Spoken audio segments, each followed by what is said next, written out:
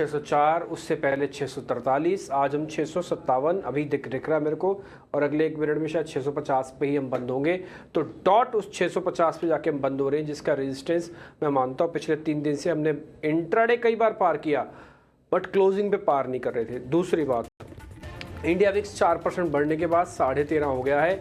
अब आपकी impaired volatility 1% की, मैंने सुबह भी आपकी बात नोटिस करवाई थी। अगर 1% की इम्पायर्ड वॉलिटिटी है 49,000 के इंडेक्स में 450 से 500 पॉइंट, तो बैंक निफ्टी देखेगा भी नहीं, देखेगा नहीं। आप तो समझ ही नहीं पाओगे इतने में, तो जितने में तो ट्रेड होकर ख़त्म भी हो जाएगा। तो इसलिए एल्गो ट्रेडिंग्स जिनके पास थोड़ा बहुत एक्सपीरियंस है वो ज़रूर इसका फ़ायदा ले ही रहे हैं, लेकिन जिनके पास नहीं है, क्योंकि सेबी रेगुलेशंस नहीं है, इसलिए मैं इस पर सीधा तो नहीं कहूँगा, बट हाँ कुछ सॉफ्टवेयर्स की आप हेल्प लो, अगर आपको वो पता लगते हैं तो, समझ में आता है तो, विद स्टैंडर्ड डिस्क्लोजर कि ये ख़तरनाक होते हैं। आप थोड़ा सा चेक वेक करके ही सब कुछ इस्तेमाल करना, क्योंकि वॉलिडिटी अच्छी है और फास्ट है, ठीक है, सिस्टम में। और ऑप्शंस ट्रेडर्स को तो ज़रूर करना चाहिए ये काम, अगर सीधा फ्यूचर्स वाले नहीं कर रहे हैं तो। एडवांस्ड क्लाइन 1200-1100 शेयरों का है, करीब 50 पॉइंट की बढ़त के साथ ट्रेड हो रहा है इस समय।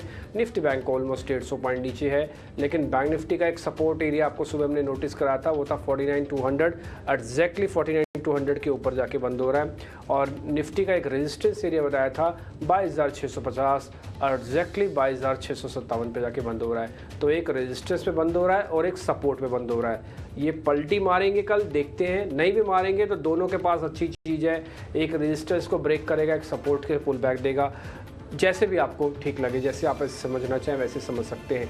कुल मिला के आज के जो गेनर्स हैं लूजर्स हैं मैं फटाफट से पढ़ देता हूँ, फिर उसके बाद हम इस शो को वाइंड कर देंगे। आज जो बढ़ने वाले शेयर्स जिसका दबदबा था, oil marketing companies, power grid, Asian paints का था, बजाज ऑटो भी चला, और आज दिन खराब था कोटक का, कोई खास रिकवरी नहीं, लेकिन डैमेज भी लिमिटेड था। भारतीय एयरटेल, एक्सिस, HDFC लाइफ जैसे शेयर्स भी आज नीचे ही बंद हुए हैं। पावर ग्रिड, M&M और ग्रासिम ने आज साल का नया हाई टेस्ट किया। और बढ़ने वाले शेयर्स में रेमंड्स का दिन आज अच्छा था, 9% ऊपर। REC K fintech, India mart जैसे शेयर्स भी करीब 8% चले। गोदरेज इंडस्ट्रीज ये बंटवारे के बाद आज 7% नीचे, और JM फाइनेंशियल्स भी आज 4%। कैस्ट्रॉल भी टूटा। साल का हाई लगाने वाले शेयर बने ट्रेंड, कार्बोरेंडम, यूनिवर्सल, REC और रेमंड।